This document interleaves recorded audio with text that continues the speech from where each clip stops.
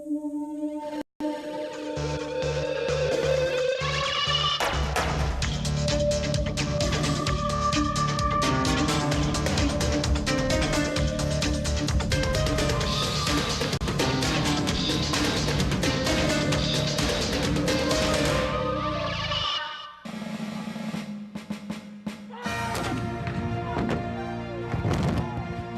was the most divisive conflict in American history, and by far the bloodiest. More than 600,000 men died in the Civil War, and over 130 years later, their ghosts are said to linger on the very land where those battles are reenacted. For many, Civil War battlefields are sacred ground, bearing witness to the country's violent struggle.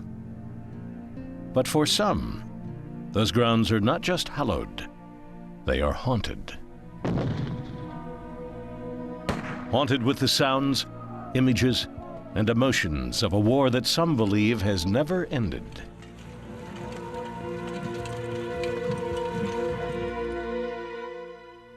Hello, I'm Bill Curtis. On this program, the strange stories of people haunted by the ghosts of the Civil War. First in Gettysburg, a professional storyteller's tales take on a ghostly life of their own. Then a young woman claims she often sees phantom soldiers in an historic Mississippi home. Finally, at a battlefield in Tennessee, an historian encounters what he believes is the legendary spirit known as Old Green Eyes. These reports of Civil War ghosts raise questions about the abiding power of war and the human spirit that may always remain unexplained. Gettysburg, Pennsylvania, site of the Civil War's most famous and most decisive battle. Battlefields surround the town. Homes are still riddled with bullet holes. And according to many locals, houses that sheltered the soldiers, like the Farnsworth Inn, remain haunted to this day. For an instant, a fraction in time, you see into their eyes, their face, what actually was, and then it disappears. You may not see that face again, but the image stays with you forever. The Gettysburg that Victoria Howe knows today was quite different before the Civil War. Then Gettysburg was just another small town. But on July 1st, 1863, citizens fled their homes and hid in their basements as their lives were transformed by bloodshed.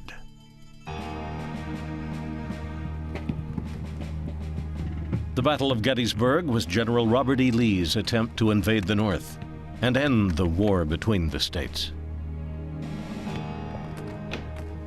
As Confederate troops overtook the town, sharpshooters moved into what is now called the Farnsworth House. For 3 days, the battle raged. Union troops would eventually prevail, but not before 51,000 soldiers were killed. The citizens of Gettysburg re-emerged to find their streets and fields full of the dead and decaying.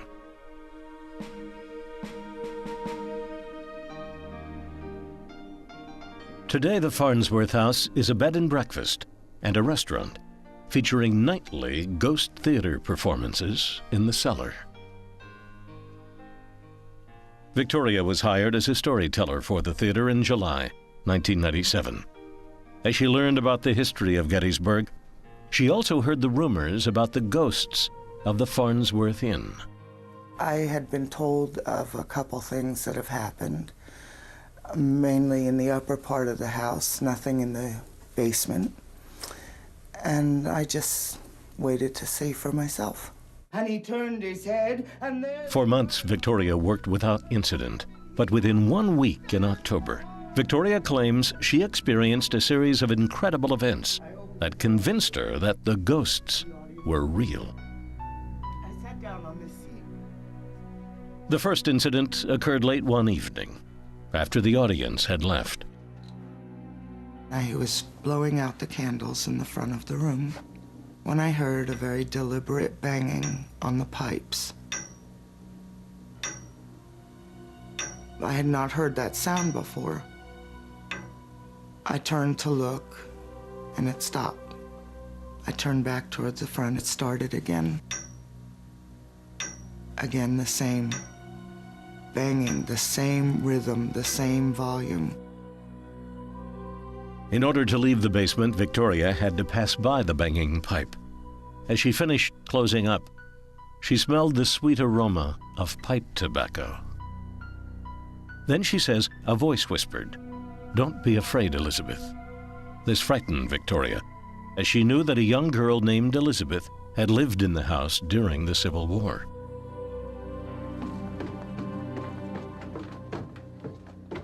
When things like this happen, you always search for some kind of a logical, reasonable explanation. At first, when I heard the banging, I thought, okay, I'm tired. But it continued to be more than just knowing your mind is playing tricks on you or for you to feel that you're tired. 2 days later, Victoria was preparing for her show when she says she smelled something burning in front of the theater door. As she approached the area, she began to gag on the smell of burning flesh. When she opened the door, however, nothing was there. A few minutes later, the smell disappeared. I must stay awake. I must listen for the sounds of their footsteps. Several days later, Victoria believed she eventually found the source of the rancid smell. She was in the middle of her third show that evening when the room seemed to come to life with the images of Confederate soldiers. I'm telling the stories, I'm walking around the room, and I turn my head and I see a soldier's head resting on the shoulders of this mannequin that we have down here. He's an older man. He's looking around the room. I start backing up from the area when I notice a gentleman sitting in the audience, turning his head back and forth, looking towards the mannequin and then looking at me. I knew he could see him. Victoria moved to another part of the room where a dummy was lying in a casket. As she looked down into the coffin, she began to feel drained. Staring back at her was the face of a different soldier, this one with dark hair. He begins opening and closing his eyes. I could feel the energy being drained. Then the woman lets out a scream, breaks whatever had a hold on me. When Victoria finished the show, she says she was approached by the woman who had screamed. She said that while she was sitting there in front of the door, she smelled something horrible, and she felt like ice going through her. While she was describing this, I looked beyond her to that very spot and saw a young boy, about 17 years old, in a Confederate uniform. His body was crumbled on the ground right in front of the door. He was looking up at me. Half of his face was missing, and the outline of this hole were flaps of charred skin. He started to reach out. I could hear him call, "Mom, Ma, I'm Peter. I'm Peter." And then he disappeared. And I have not seen him since. Victoria claims that the soldiers visited her again just a few months later. She was setting up props for her show and turned around, only to find the basement transformed. And everything was gone. And there were 3 soldiers. The one that I saw in the casket was now standing at the bottom of the stairs.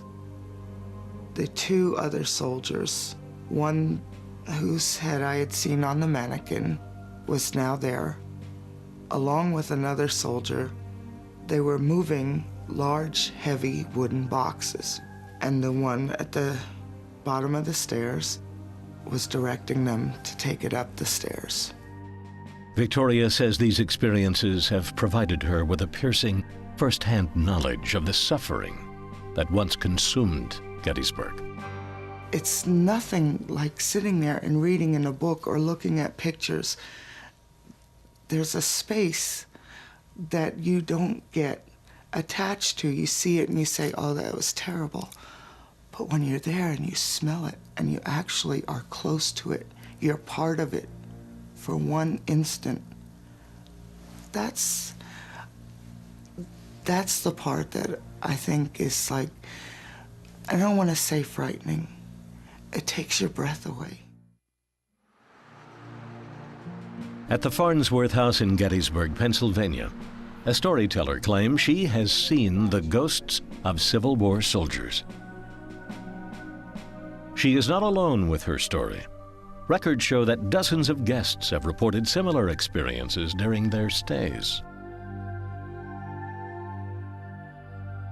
People have heard like a juice harp filtering down from the attic into like the lower levels of the house, pacing, you know, on the floorboards above their heads, also coming from the attic. And it sounds like almost like heavy objects like trunks or something being moved across the floorboards.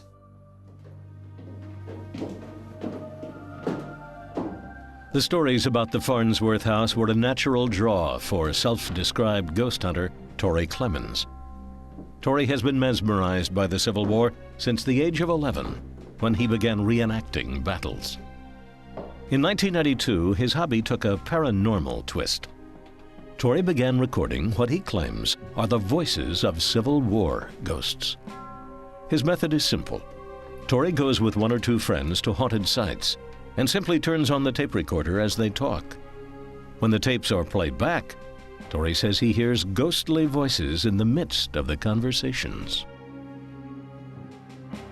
It could say anything. It could be battlefield commands, it could be just something pertaining to the conversation, or it could just be anything, you know, that they're saying. A lot of times it doesn't pertain to anything that you're talking about or doing. Where's Dan now? Tori says that he has recorded up to a dozen ghost voices at the Farnsworth House since 1992. One such recording supposedly occurred while he was with Patty O'Day in the sitting room.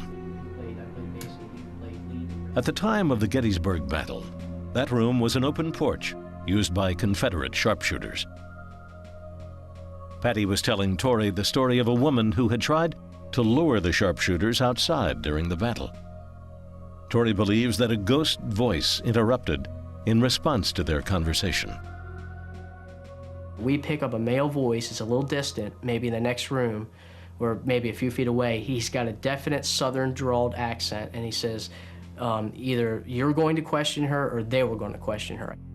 This is the recording that Tori believes contains the ghostly voice. There was a woman outside the house that was trying to get him to come out. I don't know what her intentions were. But they wanted to trust her, but they were. Here's the recording again. There was a woman outside the house that was trying to get him to come out. I don't know what her intentions were. But they wanted to trust her, but they were afraid of her. They thought Tori believes the spirits are responding to images and conversations that seem familiar. It draws them out. When you're in period attire, when you're talking about what happened in their time period, when you're talking about the Civil War, even when you talk about the ghosts, when you're talking about them, they know that you're talking about them. Tori has recorded at the Gettysburg battlefields as well. He believes his recordings have sometimes captured the actual voices of soldiers still trapped in the war. For Tori, the voices paint a nightmarish picture of what the war must have been like. I mean, I don't think any of these guys are happy. I don't think any of these guys are like smiling or happy unless they're insane, you know, that they're out there killing people, seeing their buddies butchered, and knowing that their time could come at any moment.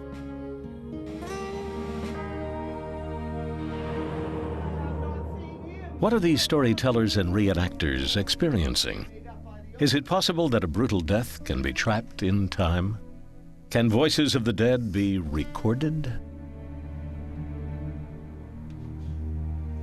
Many believe such ideas are simply the result of overactive imaginations. Scientists say the recordings are easily discounted, particularly when they're made in an uncontrolled environment. It's very important to know how large a sample this comes from. You know, if you're recording hours and hours and hours of stuff, could this be a random electronic noise that you wouldn't ordinarily notice? People may have spoken words in a group and forgotten that they did so. Or they may pick up extraneous noises from outside, or there may be ambient sounds that under certain conditions end up sounding like syllables that we can make into words. And it's also known that tape recorders can pick up radio broadcasts. Joe Nickel, who has investigated the Farnsworth House, argues that many storytellers and reenactors are highly dramatic and emotional. Those qualities make them good actors. However, those same characteristics may make them prone to believe their own fantasies. People do see apparitions and have perceptions of ghosts. We, however, who investigate such things, have a saying that there are no haunted houses, only haunted people. And that means after long and careful study, and I've done this now for more than a quarter of a century, we find that there's a psychological component to ghost reports. People at the Farnsworth House are convinced that the soldiers of the Civil War are still there, reminding us of the horrors of war. Who knows if these guys know that they lost the war? I mean, maybe they know that, and maybe they're thinking, man, I gave my life, I gave all of my tomorrows, and it didn't mean anything.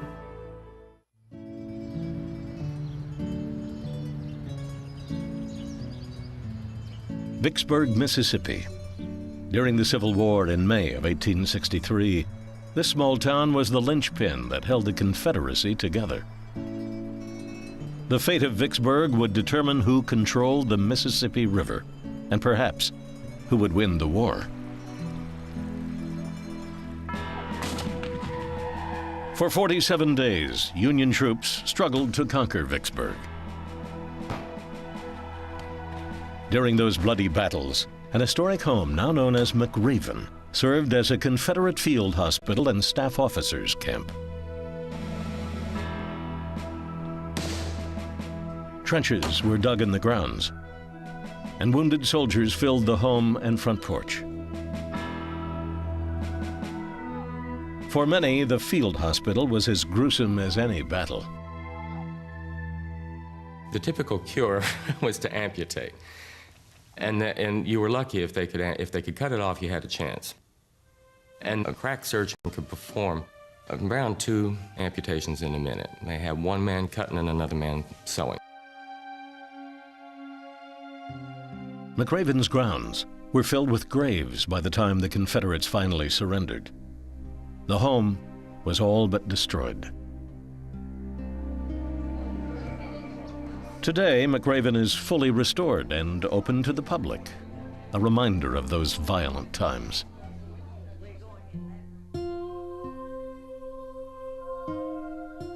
Over the years, people claim to have seen the ghosts of McRaven's former owners, such as William Murray and his daughters. But recently, one tour guide says she has seen the ghosts of some different occupants, the ghosts of Civil War soldiers.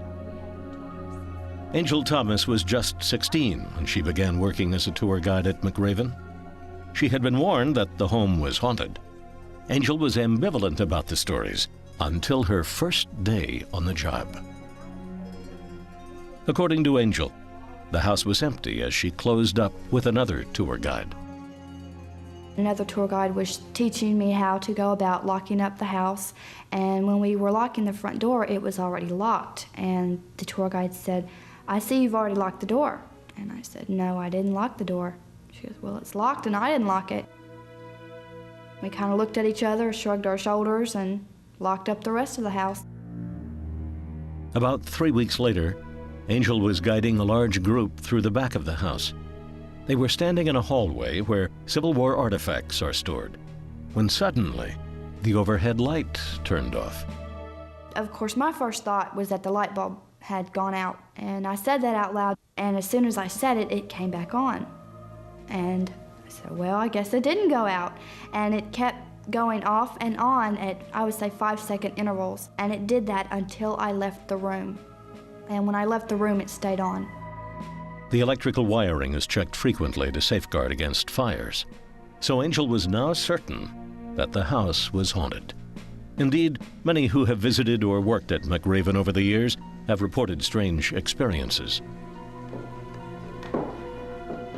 Hearing heavy footsteps on an empty balcony.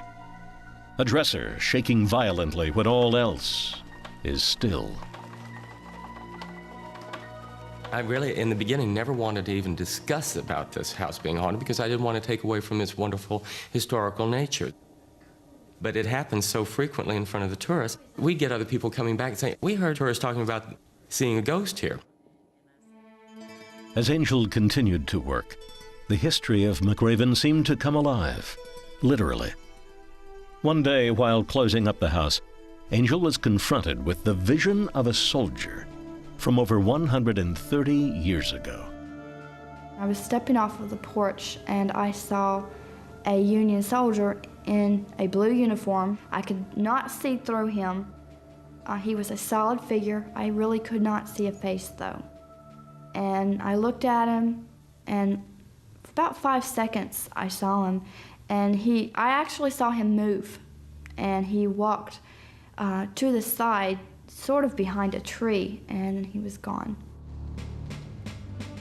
Angel says she first saw the Union soldier near the edge of the yard, but then Angel began to see him more often, gradually moving closer to the house. Eventually, she saw him peering in the front window. Often tourists will come to the window and look into the room before they knock on the door to come in. And when I looked up, I saw someone staying there, and I pretty much figured it was a tourist. But I saw the blue coat and the Union uniform looking into the room. Angel kept thinking about the ghostly image and wondered whether it was looking for something in the house. It wasn't long before she thought she had the answer. I remembered seeing the soldier with something looked like a purse. Apparently it was a cartridge box, something for them to store their things in. It turned out that McRaven's owner had dug up the metal cover from a Union cartridge box just weeks before.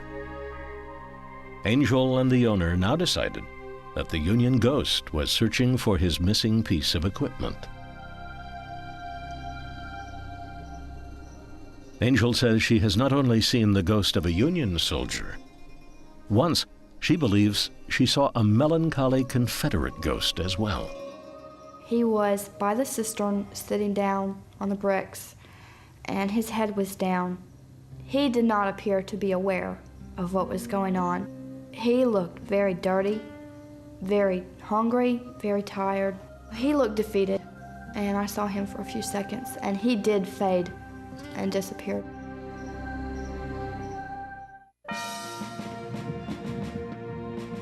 May 1863.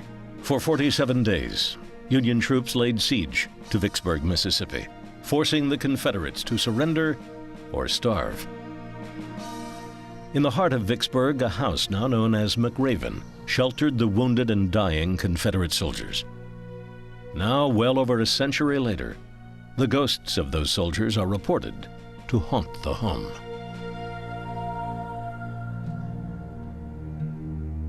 Janice Raley is a ghost hunter who has documented haunted Civil War sites for several decades. Janice believes that these so-called ghosts may be what she calls an historical imprint. According to this theory, at certain times, images from emotionally significant events like the Civil War appear in the present. There seems to be a thinner line between the past and the present, thinner than I thought. I mean, there seems to be quite a bit just beyond our everyday senses. And I think when you get into a historic place, that reality stretches just a bit. And the past and present sometimes merge. Janice does not believe these imprints are actually the souls of deceased individuals, but she does believe that these individuals and events have left behind some form of energy that could actually be documented in photographs. People leave behind energy. You can't destroy energy. You know, I mean, hundreds and hundreds of years of living in a place is going to leave behind some kind of energy. And we just try to take photographs of it. Janice has taken photographs at McRaven several times. Sometimes the film reveals nothing. Other times, her pictures seem to capture a variety of unusual phenomena that Janice believes are energy forms, spheres or orbs that look like bubbles, vapors, or mist-like shapes that appear on perfectly clear evenings. Although none of the photographs have been submitted for scientific analysis, Janice believes that the strange forms are somehow connected to McRaven's bloody history. She even says they appear when they hear familiar songs or see activities from their past lives. One evening, Janice and her colleague Barbara Lloyd were taking pictures at the Confederate burial grounds behind McRaven. They claimed their photographs were not revealing anything until they began playing a familiar Confederate tune. And we started playing some tunes from that time period just to see, are they emotionally, can we get them emotionally to come up? Because, we were getting nothing. We played, I suppose, about 5 minutes worth of Civil War music done on Civil War period instruments, and it sounded very much like it would then. And within 30 seconds or so after Dixie was played, we had an enormous explosion of these things. Janice and Barbara had seen nothing unusual with their naked eye. However, the photograph showed hundreds of peculiar orbs that seemed to have appeared when Dixie was played. Janice says the phenomena also appear more frequently on historically significant dates, such as the anniversary of a battle. These photographs were taken in May 1998, during a reenactment of a battle at McRaven. Most of the shots are dark, showing nothing. But 3 of the shots seem to show misty shapes, including what Janice believes is the faint outline of a soldier. Now, we did do a blow-up of the right corner, and when we did some contrast and lightened it up a little bit, it looks very much like a Confederate soldier. And you can see a knapsack, you can see the tip of a rifle, you can see a hat, and you can see him holding a flag.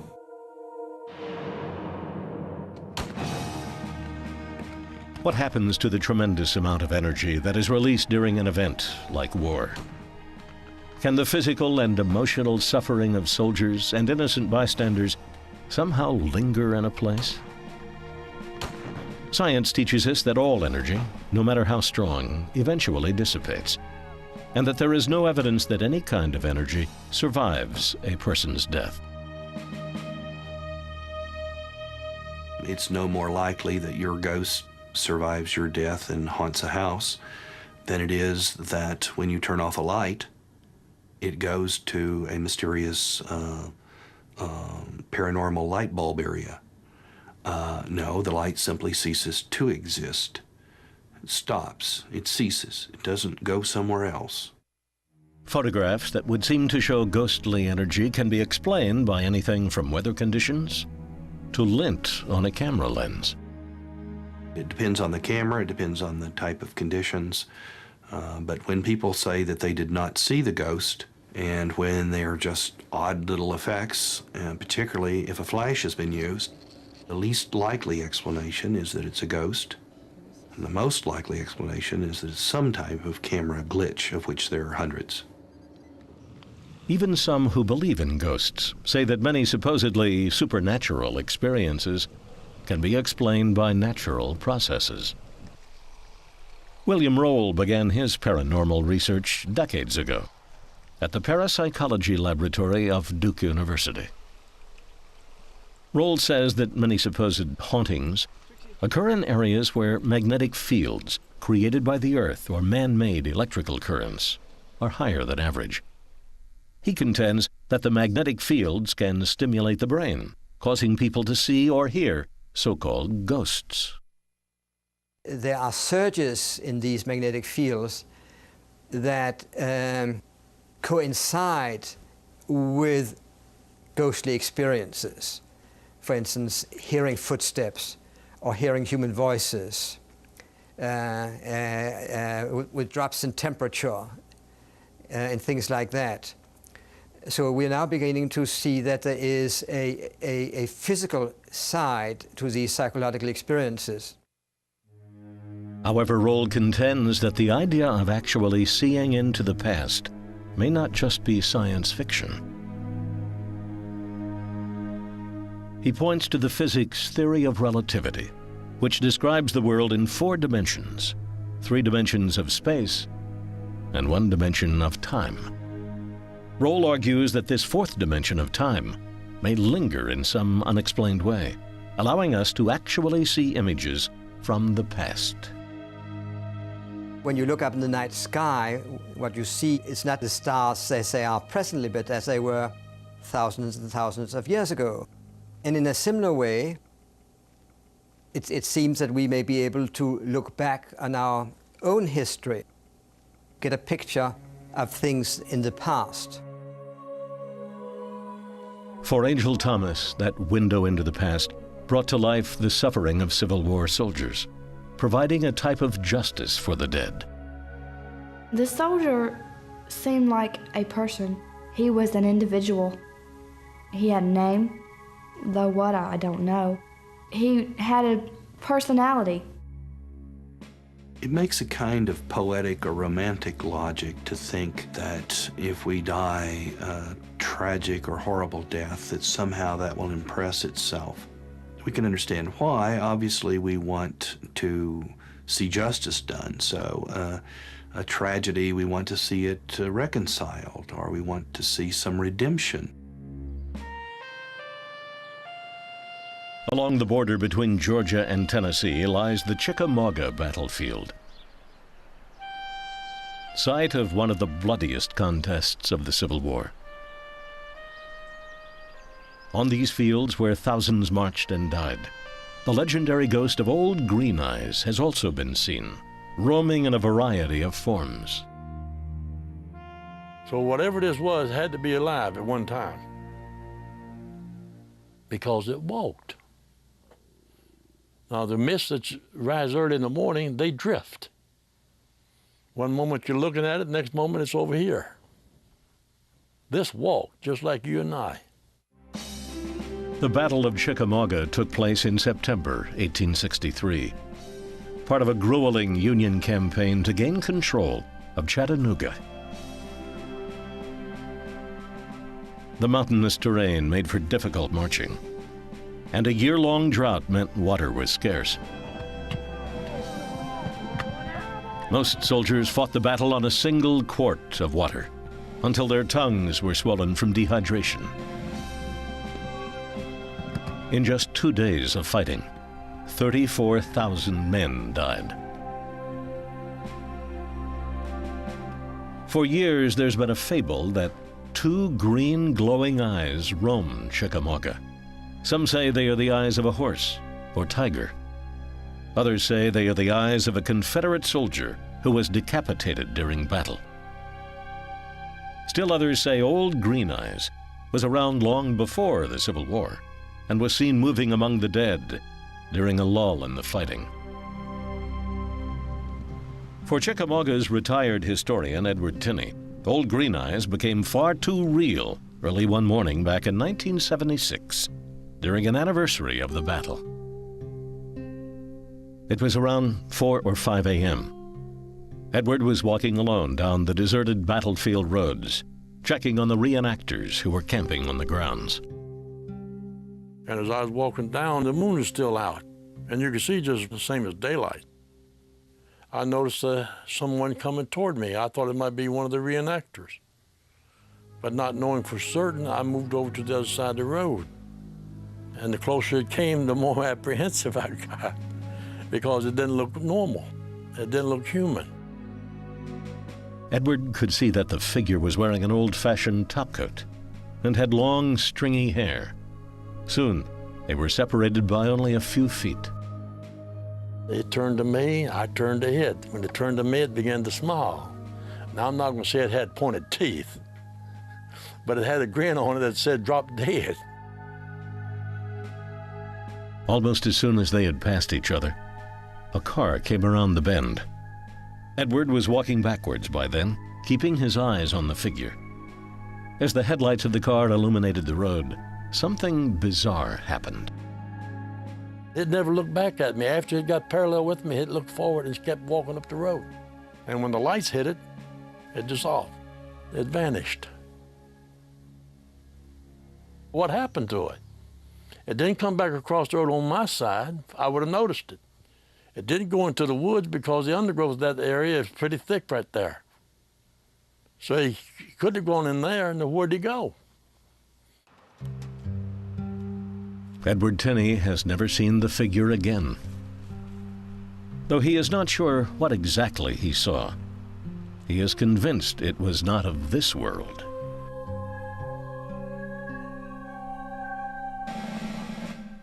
The younger generation of park staff says Old Green Eyes is just a story that inspires teenage pranks. But one administrator admits that odd things do happen on the battlefield. Buck Duggar first visited Chickamauga in the fall of 1978, just 2 years after Edward Tinney's experience. Again, it was near an anniversary of the battle. Buck's ROTC group was running training courses throughout the park. Buck was checking the course early one morning when he heard the sounds of horses, though there were no horses to be seen. You could hear the horses, you could hear the breathing, you could hear them riding by. And what amazed us was, especially me, was it was not an easy ride like someone riding through a tranquil park. It was someone riding hell-bent for leather. Buck assumed that there must be riding stables nearby and gave it no more thought.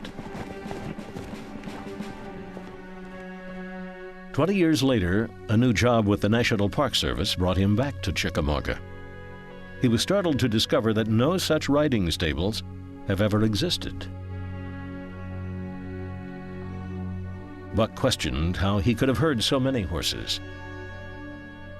His trepidation grew as he realized that he had heard the sounds in places where horses would have been used in the actual battle.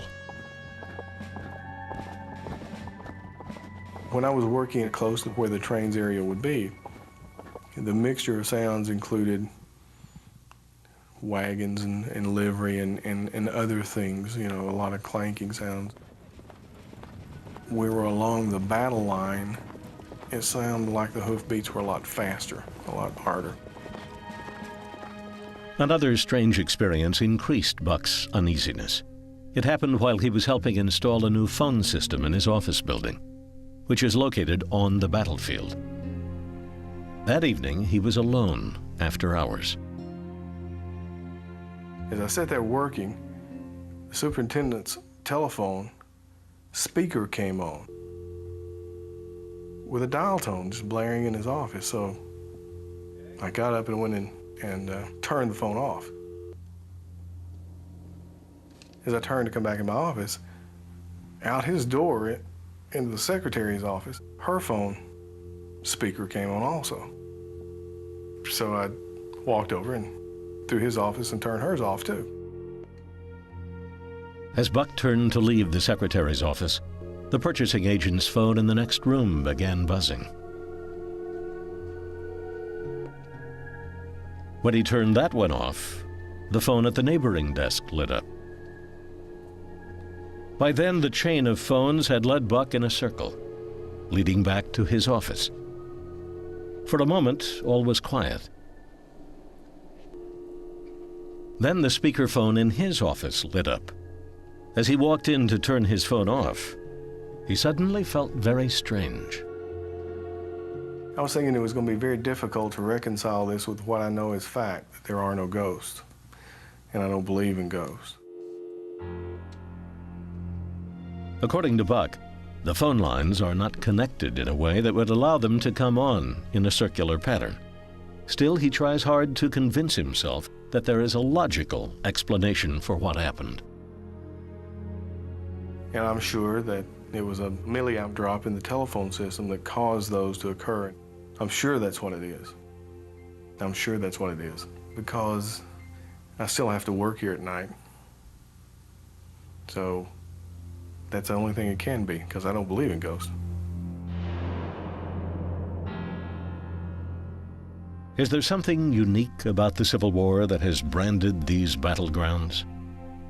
Can the deaths of soldiers leave a residual presence? There is no literal way that an event, no matter how tragic, stamps itself upon a place independent of people knowing about it. There's nowhere you can go on this planet where there hasn't been some sort of tragedy, some sort of attack, some sort of pain. Now, why should the world not be full of these haunting experiences, apparitions, ghosts, footsteps? Critics argue that stories such as Old Green Eyes show the power of suggestion. Once a haunting is rumored, people begin to look for experiences, eventually fulfilling their own expectations. A sense of tragedy permeates many Civil War sites. The landscape, houses, and memorials are all reminders of the carnage that divided the nation. To many, these hauntings reflect the tremendous impact the war had on our society and our grief at what occurred. Today, there is still continuing interest in the American Civil War, but not only because of family participation. Many people can trace just a couple of generations back to the era of the Civil War, but also it was a war between Americans. It was a war between the North and the South. I know how all of that is part of our national psyche. It is important to us, and those deaths mattered. But they are not, no matter how much we wish it were so, they are not proof of any survival of the spirit. They are much more a comment on us, our needs, our emotions, our respect for the dead, than they are in any way evidence that we live on after we die. Individuals who are immersed in Civil War settings, such as historians and reenactors, may simply be identifying with and reacting to the horrors of the war. The whole ambience invites this type of experience, especially if you are creative, if you are a fantasy-prone individual. The ambience and the emotion and identifying with this drama in the past invites this type of experience. If you want to have the hair on the back of your neck raised, or if you want to have the sense or feeling of having been there, there are plenty of stories, plenty of soldier accounts that are real. Even for the skeptical, though, the line between past and present is sometimes difficult to distinguish. And for many, it's hard to believe that the soldiers who lost their lives in such a dramatic conflict are fully at peace. The love that a person has for his wife, his children, his family is an extraordinarily strong bond. And to leave this earth in such a traumatic fashion and never get to say goodbye is a very difficult way to end a life.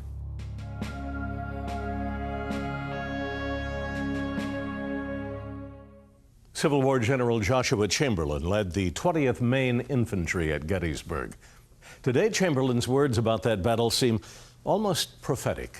He wrote, "In great deeds, something abides. On great fields, something stays. Forms change and pass. Bodies disappear, but spirits linger."